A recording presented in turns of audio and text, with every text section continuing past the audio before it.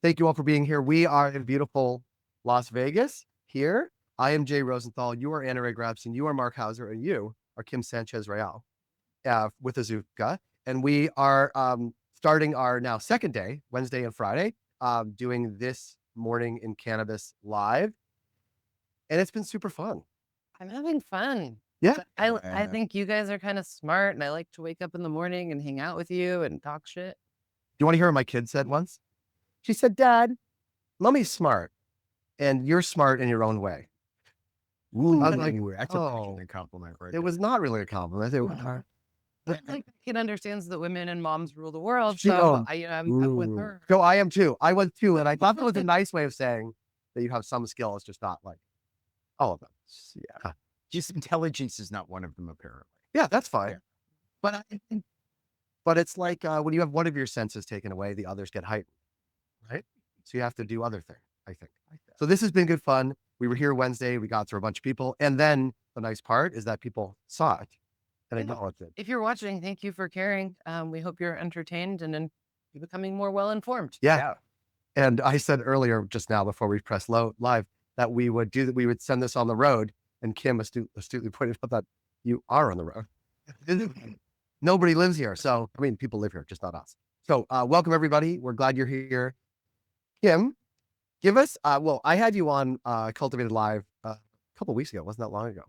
And you had said something about Azuca and like 3,000% growth year over year. And I sliced it up. And then so many people responded to that. Like, how does a company actually prepare for that type of growth? Yeah. Okay. So 3,000%. It was over a 3-year period. So I was like, well, it's still a lot. I would take it over a 10-year period. I'll take it. So that's the Inc. 5000 algorithm on how they, rank the fastest growing companies. But, I think how we prepare for that, I had the good fortune of spending 7 years at Intel in the 1990s, and semiconductors in the 90s was how fast can you grow and maintain quality, right? It's up and to the right. So I think that experience in rapid growth, quality systems, scalability, it's built into everything we do, even though we're in this wild world of cannabis. What has been the thing that has broken along your scaling path that has surprised you? That is broken. The thing that's trickiest, I think, is choosing the right manufacturing partners, right? And vetting everybody that you work with for quality and consistency in their practices. Yeah. We have a big focus on quality systems. It's such a good call out because as an ingredient company, there is this layer of the manufacturers that you depend on to really use your ingredient in the right way. But most likely, do you think of your customers as the manufacturers or the brands? The brands are the ones that are choosing to use your ingredient in their formulation, right? Right. So our customers are really the brands. We sort of talk about our models being the brand behind the brand. But sometimes we say the Intel inside. Wonder why. Intel was a great place to. But I really think of the brands as our partners. They are our customers and our partners. We have a co-branded strategy, so all of our brands have our Time Infusion logo on them, which is really a stamp of quality and reliability, fast onset, trust. So people who see that stamp know that these products are going to kick in 5 to 15 minutes, predictable onset, predictable offset. So it's just really a brand partnership. Mm-hmm. Like, is that something you just like, we did it at Intel, it was amazing, and that is why we're going to be here? Because that is like the most Intel thing ever. It is very Intel. Back in the day when Intel was like, people wanted to make sure they had an Intel chip inside their computer. It was the most important part of like a Dell ad was the Intel inside. I think it's just one of the more brilliant marketing moves over the last like half century, honestly, is because I think largely brands have been the focus with the consumer, and Intel was the first example. I mean, they're like a case study in business school of how do you actually not anymore market and that's a whole other story. But no, I'm just saying like there is a whole chip war going on, and they are a small player. Yes, it was I think it's become kind of the okay, if you're a vendor to the vendor and you want to actually be forward thinking with your brand, it makes all the sense in the world. But it needs to mean something. Yeah, and then we do a lot of collaboration with our brands on formulation. We have a team in our lab that does a lot of support on flavor profile. We do dozens of different form factors. So pretty much anything that you would not inhale, we have formulated for. So edibles, beverages, gummies, breath sprays, you name it. So we've got a lot of experience in a lot of different form factors, but the brands are each our partners. They'll come to us and say, hey, can we do a mint, a chocolate or a bonbon or like, And the answer is generally yes, right? yeah. Oh, wait. I don't think we found any ingestible form that we couldn't infuse. Yeah. Now, some of them I think are, I'm not sure they're going to take off. Hot sauce. Could you do a Kanash? Yes, I can. I can. Do you have a dish today? I know you came from Sweden. No, but I've been writing about a THC infused Kanish for years, and it's sort of my holy grail of I gotcha. ironic. I think it's a hard stuff. thing to scale, but something that you That's should right. definitely It's make pretty at niche. home. I will. Yeah. I've got to try it just to sort of, that will be my retirement gift to myself. And like, what is the total addressable market for infused Knishes, really? One. Yeah, so we'll get you one. We'll make you one. It will make me one. Fine. Can you talk a little bit about the business itself? I mean, some of our viewers may not be familiar with your company yet. And I honestly, I know a little bit about your company, but I don't really know about the scope of it and a little bit about the story. So can you just take 2 minutes, tell us a little bit more about the company and you and how you built it? Sure. So Azuca set out to solve the classic edibles problem, right? Slow onset, poor predictability. And so the original formulations were invented by Ron Silver, who's a chef in New York City, cannabis fan all his life. And he created this way to make cannabinoids fast onset. And because he's a chef, everything that kind of fell out of his brain and that we've further developed, we've also always focused on flavor. So everything tastes great.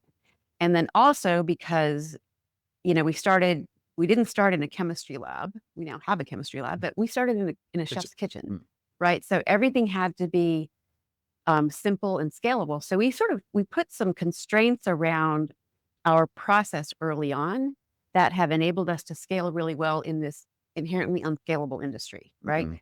So the business challenge was, how do you then take this set of ingredients and this process, because it's part chemistry and part how do you do it, right?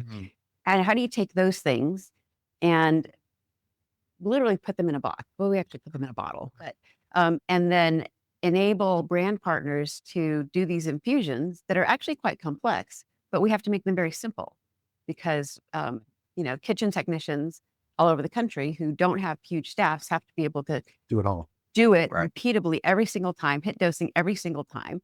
And so we essentially modularize the process so that our brand partners, all they have to do is take our ingredient product, which is trademarked as activator. So activates the cannabinoids. That's the idea. We take these wonderful oil molecules and we activate them so that when human beings consume them, they have quick onset and they're predictable, as we said earlier. They also have, because they remain in the delta 9 THC form, they have people sort of describe it as a smoker's high in an edible form, which is also really kind of a unique attribute for these products. But our brand partners, all they have to do is take their active, can be distillate, it can be any extract, and our activator, and put it in a time machine, which is a small piece of equipment, push a button, and your infusion's done in an hour. And that goes into your gummy, your beverage, your cookie, your whatever you want to put it in. So we just had to make it, your Knish, make it really, really, really simple and repeatable. So you have actually brought a real time machine to life. Yes. We have a time machine. We have a time machine. We love our little time machine. I love it. Yeah. Is it a mixer? Like a It's a like a thermal ribbon mixer? Yeah. Would you be open to calling out some brands that you work with for the viewers that are out there that might be interested in trying an Azuca product? Sure. They can find? I'm going to call out Wana Brands, who got the MJ last night for Best Infused Product. So Wana Brands, very well-known gummy brand all over the country. They have My country too. Yes, they have a line of classic gummies. And then we partnered with us. I think we launched in 2020 with Wana. Wow. And they also have a line of, they're called the Wild and Quick. So they're Yeah. their fast onset ones. They have their classics. And then they have a line of optimals, which are functional effect based gummies. And we are also in their functional gummies. So my favorite is fast asleep. Seriously, I'm down with that. But I one, could easily- we work with GTI, we work with Acreage, we work with, we've done over 120 license agreements now. So we have a lot of brands, well, lawyers. a lot of lawyers. Never have too many. I love my lawyers. Mark's a lawyer, so he loves that. What is, from your perspective, being sort of a goods and service provider to the industry? So, one sort of half step removed from being sort of the operator itself. What is your perspective? What is the challenge today and looking forward, both for your company as well as for the industry? And getting paid on time is not, other than getting paid on time, because that's an issue for everybody in this. So other than getting paid on time, what do you see as the challenge going forward for this industry? Well, I think the challenge is really coming together as an industry to advocate for a sensible policy framework for these incredible molecules. And I am an advocate for a one approach. I think we need to think in a framework federally of like what is the in product development, we talk about like the minimum viable product, right? I think from a policy perspective, we need to kind of think about what's the minimum viable federal policy that enables states that, to make their own decisions as well, that creates a platform for the plant to thrive. I think that's the biggest problem is really the regulatory mess. I think this is my 9th MJ biz. We all thought it would get more rational over time. We see it not getting more rational and getting less rational. Less rational, yeah. The whole, now the state by state, on the hemp side, I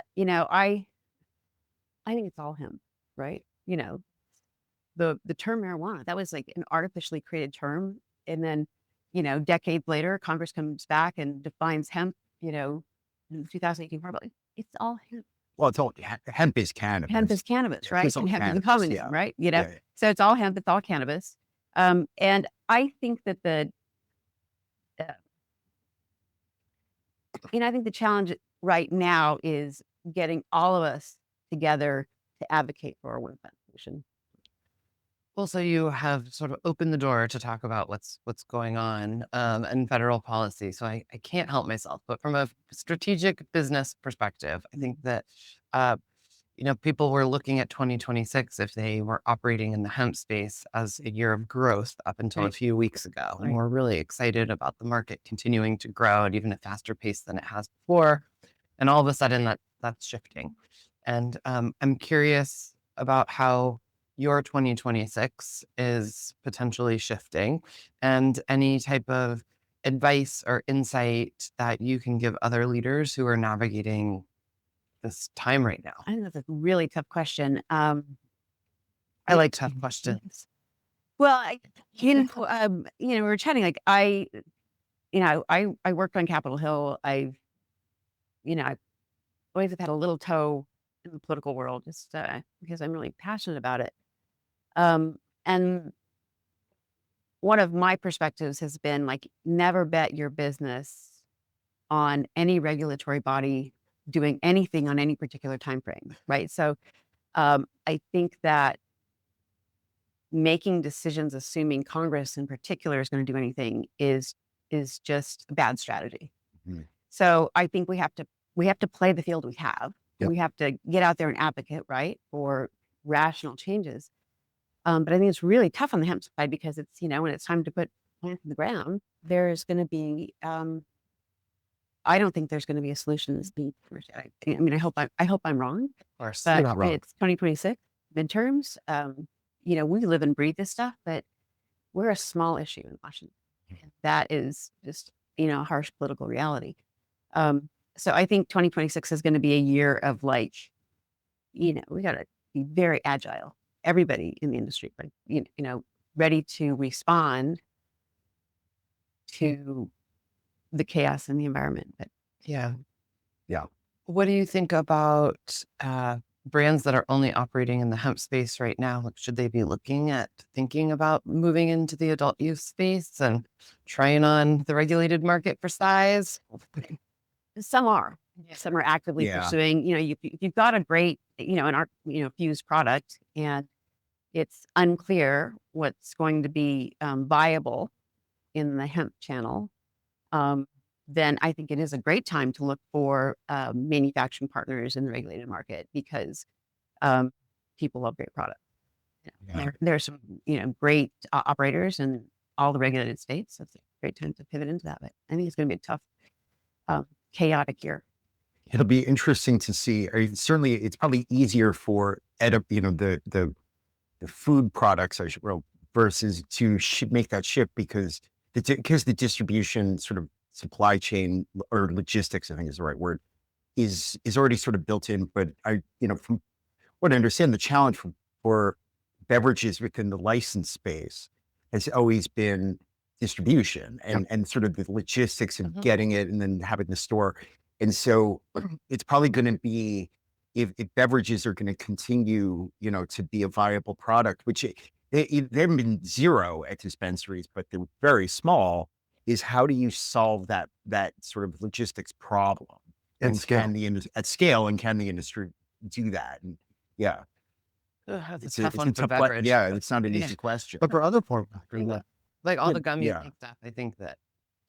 Oh, I'm sorry, but let me just finish on that thought is because I think the one thing that, the hemp, this sort of hemp, sort of experience has shown is that beverage is a very attractive form factor to expand the customer base. I mean, we've talked a lot about how, over time, the built-in consumer base for dispensaries, for licensed dispensaries, eventually sort of peters out. And because that core group of users or customers is satisfied. And the license industry hasn't done a great job of expanding that customer base.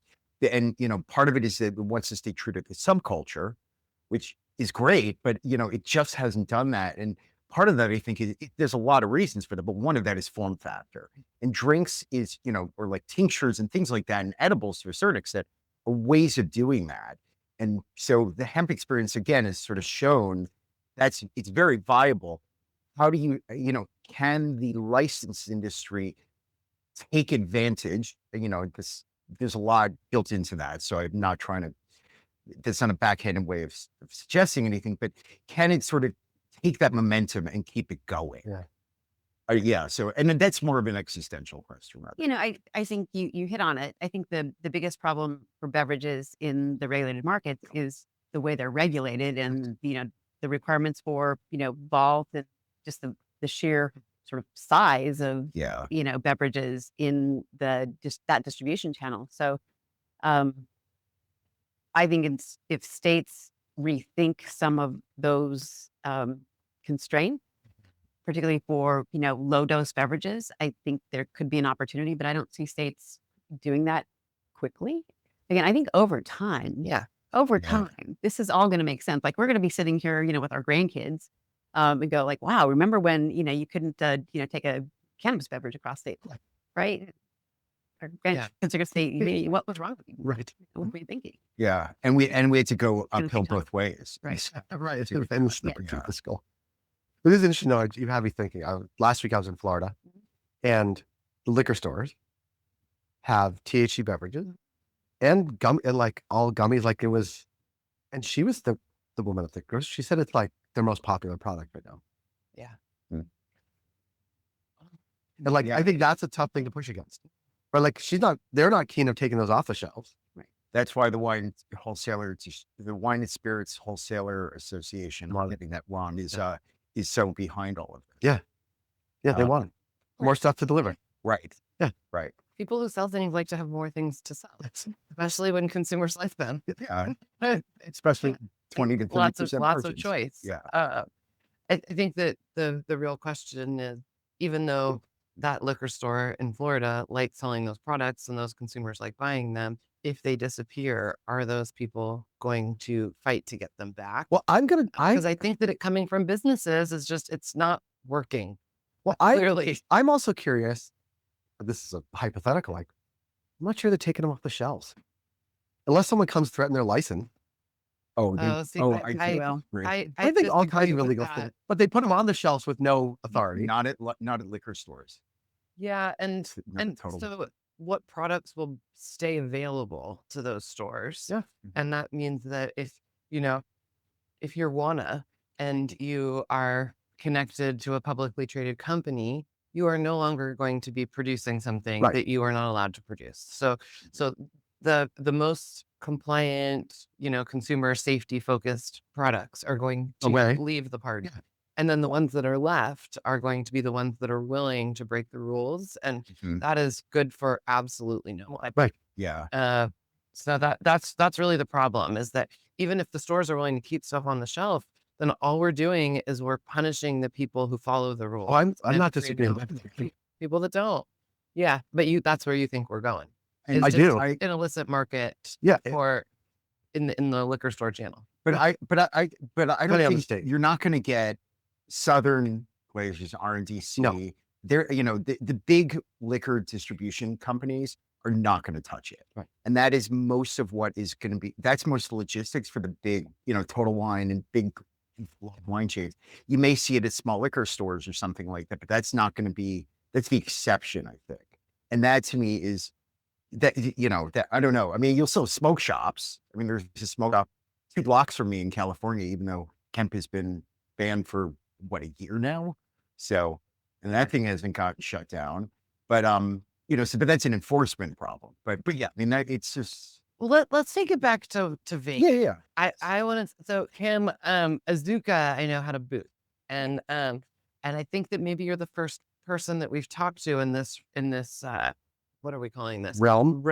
roundabout of talking with people that had a booth, and I'd love to hear if you think that it was successful, what you thought of the events, and you closed any deal. Yeah. Nice. So I would say it's been a good show for us. We have had a booth, I think, every year since 2019. So it's a little less crowded, but what we have found is that the quality of the leads we've gotten have been on par with previous years. This show, every year we do the math, we check the numbers. This show always pencils for us. We always have a nice ROI from having a booth on the floor, so we'll be back again. It is less crowded, and for me, I kind of like that. I was mentioning to a few people that it feels like the lighting is better in the convention center. It feels like the air is fresher. So maybe that's part of the construction, the upgrade, but it feels better to me. Just walking around. I've been in a better mood Well, there's lately. way fewer like tire kickers at the show. The show itself is like, it lends itself less to consumers and more to business people. Yeah. But also you have to want to be there now. Like if there's not a ton to see if you're not, Definitely. right? And I think it's like honing in on who the people are there and what they want, and they're looking for things. Yeah. I'll echo the positivity. On Wednesday, I spoke on a panel, and I was a little skeptical that there were even going to be people in the room. Were And there? yes, the room ended up being packed. That's And, great. And I Because ended you were up on the getting- panel. Yeah, it was. Yeah, totally.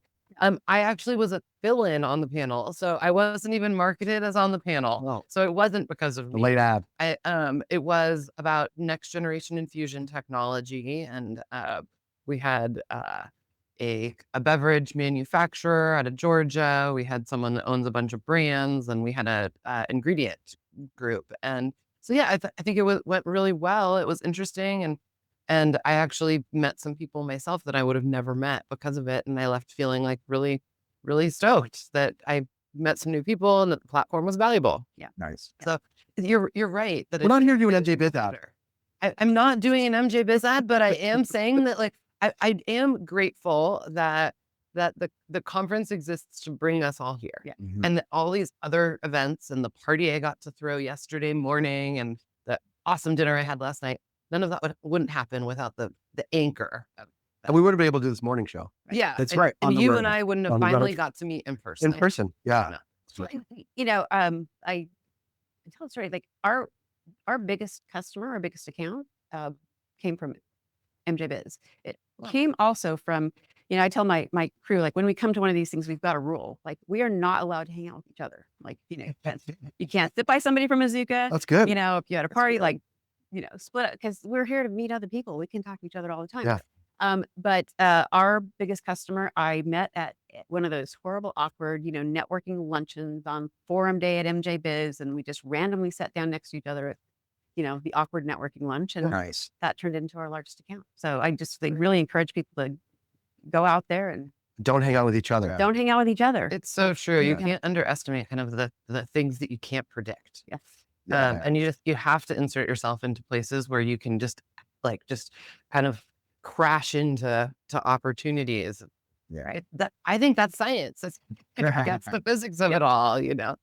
If, from home, from behind the computer, that magic will not happen. Fair enough. What kind of, without divulging any sort of secrets, but what is sort of the future of the kind of products you're developing for customers? You know, is it faster and even more reliable on set? Is it, you know, are there other ways of sort of thinking about it that, you know, of approaching, you know, what goes into products to make it even better? I mean, what's sort of what's on the horizon? Technology. So one of the things that is pretty new and really innovative is an activator that we developed called whole plant activator. And this is a product and a process where you use actual flower as your active ingredient in your infused gummy or whatever you want to put it in. So what this process does is it takes the whole inflorescence of the flower, the cannabinoids, the terpenes, flavonoids, and turns them into a fast-acting ingredient. Now, this is like, even when it comes out of my mouth, I'm like, you cool. do this, you just like, it's not an extraction. So there's a brand called Flower Union brand, which has this, is using this process to make a whole plant gummy. And they have launched in Colorado and New Jersey. And when I describe these gummies, it's like, these gummies taste like a really good grow smells. And you can see like some of them are purple and some of them are, you know, pink and some of them are yellow. And that's just that's the color of the flower, from the flower. Huh. It's like, there's a line with no flavoring or coloring added. So it's really just, it's an edible that is so true to the plant. So it's a kind of a Tastes like it. connoisseur's edible. Yeah. Yeah. It's very cool. one- That's cool. yeah. Love the taste of cannabis personally, and Shocking. I've Amber. been disappointed by all of like these fake flavors that have Yeah. gotten added to products. So And that's you so got- you cool. got Yeah. It's the Flower Union. What market is that in? So they're now in New Jersey and Colorado. Okay. And they're fantastic. I like it. But, Very so that's I think a really innovative approach. Yeah, to really use using product. it. It's like digging where others are zagging. Yeah. Well, That's it That's occurs to really me neat. that with something like that, there could potentially be a non-sweet edible that someone could formulate that could actually win. I know that there's some savory stuff. People have done like chips and stuff, but none of the savory edibles or non-sweet at least have really like hit a top 10 list Right. that I've seen anywhere. And as someone that doesn't love sweet stuff, You talked to Rick Bashkoff about I'm really the interested. data. But my guess is That the sweet people ones. like sugar. Yeah, That's what the data said. Have you seen Vegas? The whole city is. That's the kind of things that you come to this. Yeah, store, salt, it's sugar, like fat. that. People like sugar. You like this? We did a everything bagel Oh. thing. Oh, I So you put on anything, Tell me right? more. I mean, You don't plug your plate. well, no, it's you know, it's We're thinking about renaming this week the week of bagels. Yeah, Because it's like we're surviving on story. bagels. Yes. Ham bagels, stale bagels, all the bagels. I want to thank you, Kim, for coming in. I always Thank have a you. good time talking to you. I think the first time we talked was last year at the show, and then at least once in between, and then now. So I appreciate that. Yeah, and we are on the road, but we're gonna take this on the road. And if you're on the road with us, it'll be I'll have be a there. whole I'll be there. have a whole crew going.